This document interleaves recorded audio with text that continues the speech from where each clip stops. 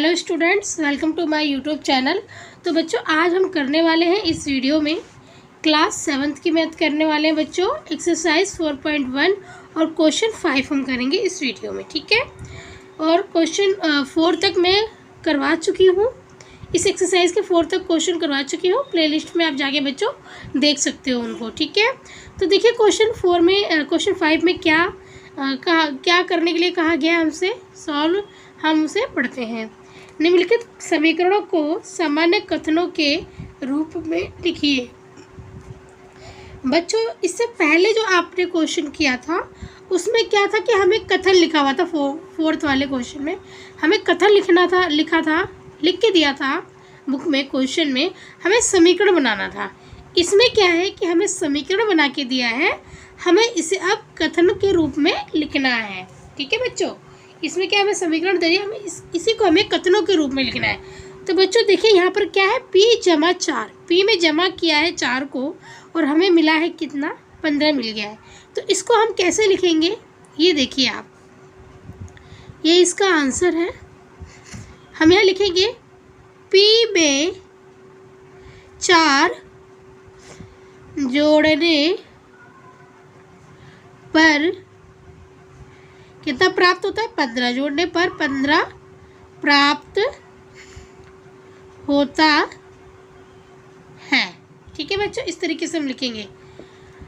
Second है 5वें का दूसरा जो पार्ट है वो है m माइनस में 7 बराबर 3। तो इसको किस तरीके से लिखे बच्चों, देखिए इसमें m में ना 7 को घटाया गया है, m में से 7 को घटाया गया है। जैसे हम 5 में से 2 को घटाते हैं ना, 5 में से हम 2 को घटाते हैं, ऐसे 5 में से हम 2 को घटाते हैं, इसी तरह यहाँ पे m में से 7 को घटाया गया है, ठीक है। तो हम यहाँ पे लिखेंगे कि आंसर है इसका ये, हम लिखेंगे m में से 7 घटाने पर 3 प्राप्त होता है, ठीक है बच्चों। इस तरीके से हम इसे करेंगे सॉल्व। अब देखिए ये थर्ड है पॉइंट, 2m बराबर में 7, ठीक है। तो अब देखिए इसमें ये क्या है, m का 2 गुना है, m का 2 गुना है ये, है ना। 2m का मतलब क्या हुआ कि m के साथ ये गुना में है, 2 जो है वो m के साथ गुना में है ना। यहाँ पे घटा का निशान है, ना जमा का निशान है, ना भाग का निशान है। तो ये क्या है, ये गुणा है। 2m का मतलब क्या हो गया कि m के साथ जो 2 है वो गुणा है, या 2 के साथ m गुणा है, ठीक है, ये गुणा में है। तो हम इसको इस तरीके से लिखेंगे, m का 2 से गुणा, m का 2 से गुणा होता है, ठीक है। नहीं, m का 2 से गुणा करने पर कितना प्राप्त होता है, हमें 7 प्राप्त होता है। m का 2 से गुणा करने पर 7 प्राप्त होता है। इसको हम इस तरीके से कर सकते हैं, ठीक है। अब देखिए ये वाला क्वेश्चन है, 4th पॉइंट है, m अपॉन में 5 m बटा 5 बराबर 3। तो m को 5 से भाग देने पर हमें 3 प्राप्त होता है, ठीक है। हम यहाँ पे m को 5 से भाग दे रहे हैं, वही चीज़ हम यहाँ पर लिख देंगे आंसर में।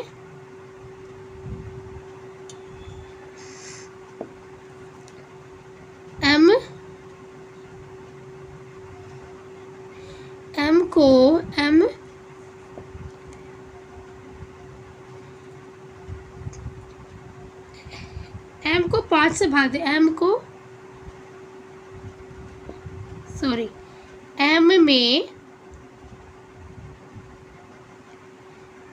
में 5 का भाग देने पर हमें कितना प्राप्त हो रहा है, 3 प्राप्त होता है, ठीक है बच्चों। अब देखिए ये है 3m बटे में 5 बराबर 6।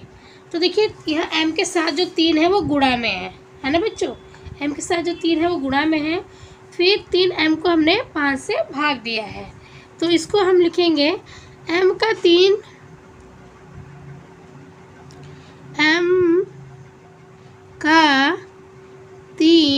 गुना, ठीक है, m का 3 गुना और 5 का भाग देने पर कितना प्राप्त हो रहा है? 6 प्राप्त होता है। इसको हम इस प्रकार से करेंगे, ठीक है बच्चों। अब देखिए, अब ये है 3p प्लस में 4। देखिए बच्चों यहाँ पर भी p को क्या है 3 से गुणा किया गया, 3 को p से गुणा किया गया है, ठीक है, और फिर जमा किया गया है 4 इसमें, तो हमें क्या मिला? 25 मिला। तो इसको हम इस तरीके से लिखेंगे कथन के रूप में, p का 3 गुना, क्या लिखेंगे हम? p का 3 गुना और उसमें 4 जोड़ने पर, 4 जोड़ने पर कितना प्राप्त होता है? 25 प्राप्त होता है। इस तरीके से बच्चों हम करेंगे, ठीक है। अब क्वेश्चन है ये 7 पॉइंट है इसका, 5वें का, 4p घटा 2 बराबर 18। तो हम यहाँ लिखेंगे आंसर में p का 4 गुना, p का 4 गुना, ठीक है, p का 4 गुना में से 2 घटाने पर 18 प्राप्त होता है, ठीक है। अब इसका 8th पॉइंट है p बटा 2 प्लस में 2 बराबर 8। तो देखिए यहाँ पर p को किससे 2 से भाग किया गया है। अब 2 का मतलब यहाँ पे 1/2 हो गया है ना, 2 का मतलब यहाँ पे 1/2 हो गया। तो हम इसको इस तरीके से भी लिख सकते हैं कि p का आधा और जमा 2 बराबर 8 होता है। इसको हम इस तरीके से भी लिख सकते हैं कि p का आधा और जमा 2, p का आधा में 2 जोड़ने पर हमें 8 प्राप्त होता है। इस तरीके से भी लिख सकते हो और इस तरीके से भी आप लिख सकते हो कि p को या p में 2 से भाग देने पर, p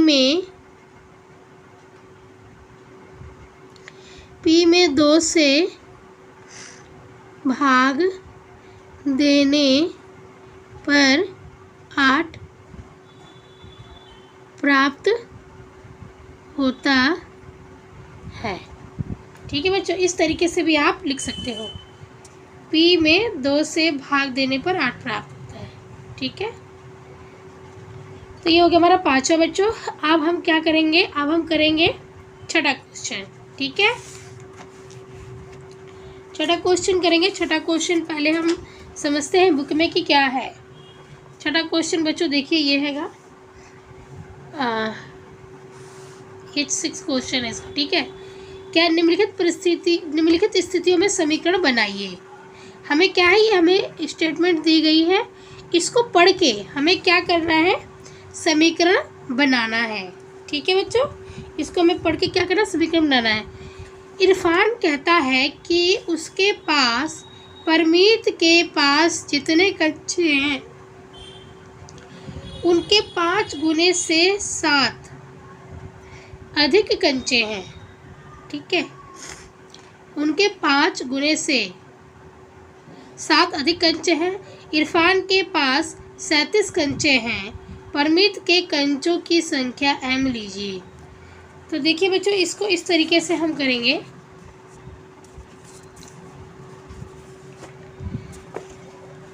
ये हमारा क्वेश्चन भी आपको दिखना चाहिए, ठीक है ना। क्वेश्चन भी दिखना चाहिए हमारा आपको। ये हमारा क्वेश्चन है, इसके आंसर को देखिए हम किस तरीके से करेंगे। ये देखिए ये छठा है, ठीक है, छठे का हम फर्स्ट भाग कर रहे हैं। यहाँ पर क्या बोला गया है कि यहाँ पर दो बच्चे हैं, इरफान और परमीत, ठीक है। तो हम पहले लिखेंगे परमीत और इरफान। ये समझिए आप, क्वेश्चन तो मैंने बुक में से करा दिया, क्वेश्चन मैंने नहीं लिखा है, मैं डायरेक्ट आंसर समझा रही हूँ आपको, ठीक है। परमीत और इंसान, इसमें दो बच्चे हैं। अब इसमें यहाँ परमीत और इरफान, अब इसमें क्या बोला कि परमीत के कंचों की संख्या को m लीजिए। अब परमीत जो है ना, इसके कंचों की संख्या को हमें क्या लेना है, m लेना है, ठीक है। तो मैंने m ले लिया। अब यहाँ बोला कि इरफान के पास 37 कंचे हैं। इरफान के पास कितने कंचे हैं, 37 कंचे हैं, ठीक है।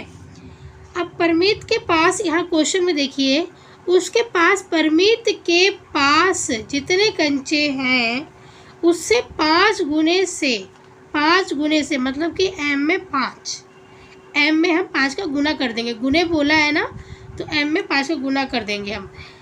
उसके 5 गुने से 7 अधिक कंचे हैं, मतलब कि इरफान के पास जितने कंचे हैं उससे 5 गुने से 7 अधिक कंचे हैं परमीत के पास, ठीक है। तो 5 गुने और प्लस 7 अधिक, ठीक है, कंचे हैं परमीत के पास। तो देखिए हमारा समीकरण क्या बना है कि 5m प्लस 7 बराबर में 37। अब ये दोनों बराबर हो गए समीकरण, ठीक है। तो हमें क्या करना बच्चों, इस स्टेटमेंट को पढ़ के हमें समीकरण बनाना है, ठीक है। इस स्टेटमेंट को पढ़ के हमें क्या करना है, समीकरण बनाना है।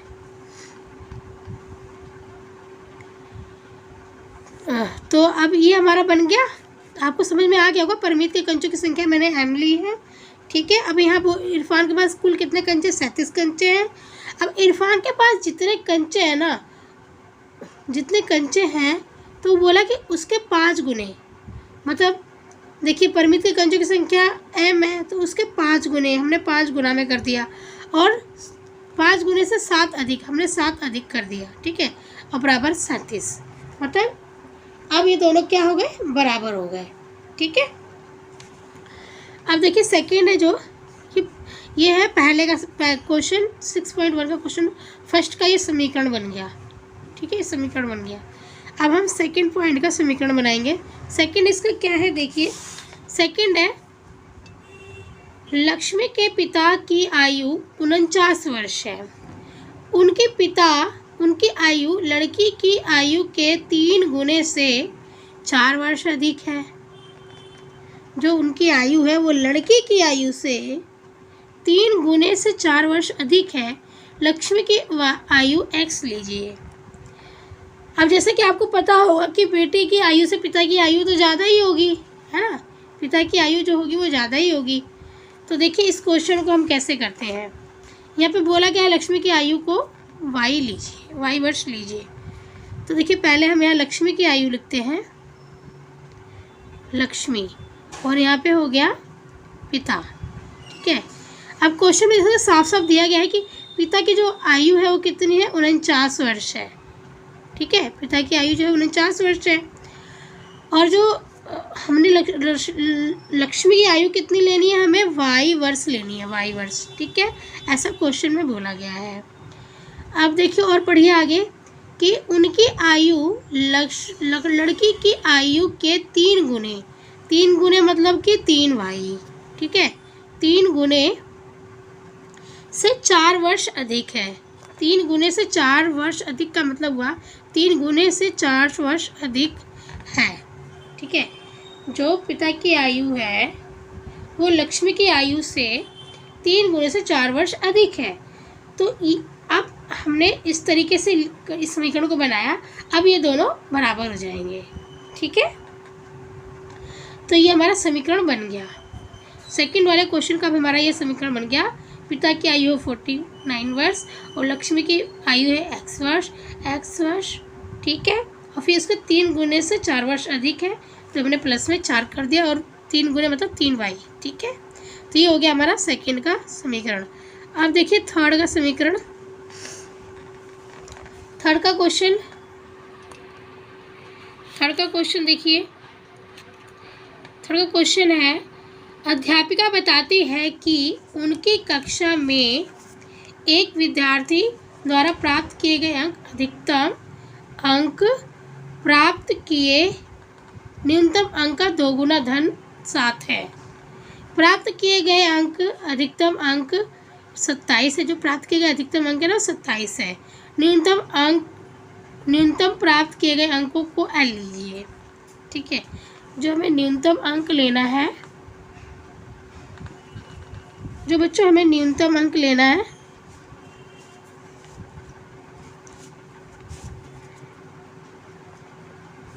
देखिए जो हमें न्यूनतम अंक लेना है और इसमें हमें अधिकतम अंक लेना है। ठीक है, अधिकतम। अब क्वेश्चन में क्या बोला गया है कि न्यूनतम प्राप्त किए गए अंकों को एल लीजिए। तो चलिए हमने इसको एल ले लिया। ठीक है, हमने इसको एल ले लिया। और अधिकतम अंक कितना बोला है? अधिकतम अंक 87 है, तो हमने इसको 87 ले लिया। ठीक है, अब आगे और पढ़िए कि न्यूनतम अंक का 2 गुना धन। अब इसमें क्या बोला है? 2 गुना, मतलब कि हम 2 को एल से गुणा कर देंगे। 2 गुना धन 7 है। जो धन का मतलब होता है जमा 7 है, तो जमा 7 है। अब ये दोनों बराबर हो गए, दोनों पक्ष बराबर हो गए। तो ये हमारा समीकरण थर्ड का बन गया। ठीक है, क्वेश्चन थर्ड का ये हमारा समीकरण बन गया। अब ध्यान से देखिए, यहाँ पे हमें अधिकतम अंक दे दिया है कि 87 है। ठीक है, और न्यूनतम अंक को बोला है यहाँ पे कि न्यूनतम अंक प्राप्त हमें एल लेना है। मैंने एल ले लिया। अब यहाँ बोला है कि न्यूनतम अंक का 2 गुना, न्यूनतम अंक हमारा एल था तो इसका 2 गुना 2 लगा दिया। और धन 7 है, धन 7 है तो यहाँ जमा 7, धन का मतलब होता है जमा।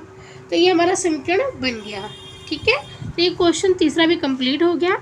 अब छठे का तीसरा पॉइंट कंप्लीट हो गया आंसर का। अब हम चौथा करेंगे। ठीक है, ये सारे आंसर मैं करवा रही हूँ, क्वेश्चन तो मैंने बुक में से रीड करवा दिया है आपको। ठीक है, अब हम चौथे क्वेश्चन को समझते हैं। चौथे क्वेश्चन में क्या है बच्चों?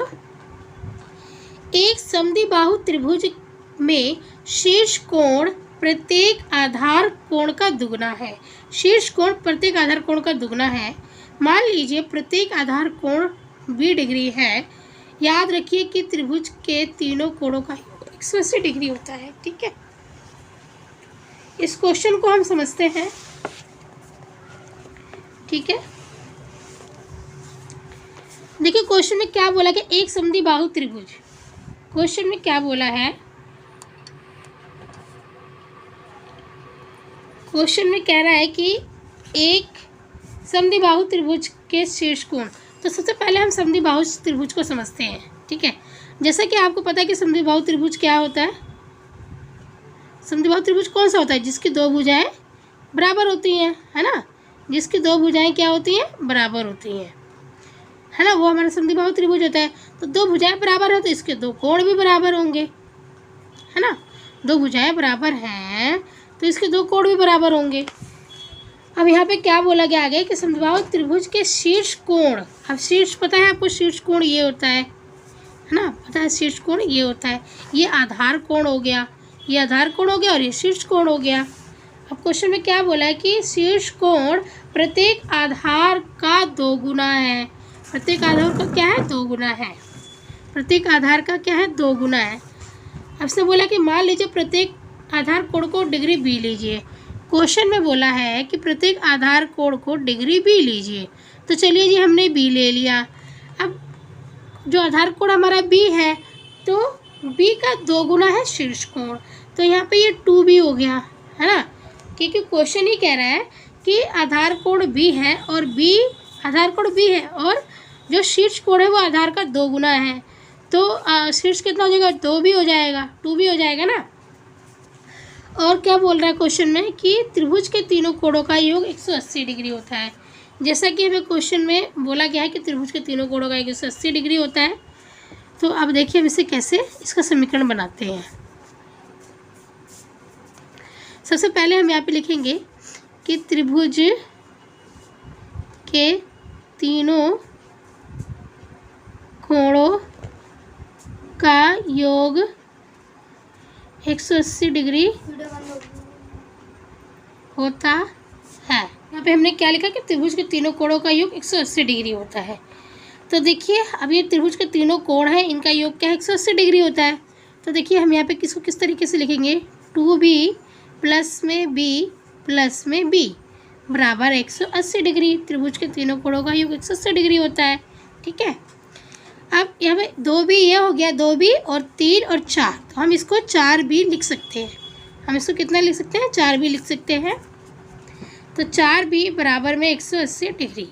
तो यही हमारा समीकरण बन गया। ठीक है, यही हमारा समीकरण बन गया, 4b बराबर में 180 डिग्री। तो ये हमारा 6 क्वेश्चन भी जो था वो भी कंप्लीट हो गया है। ठीक है, 6 के भी आंसर सारे करा दिया।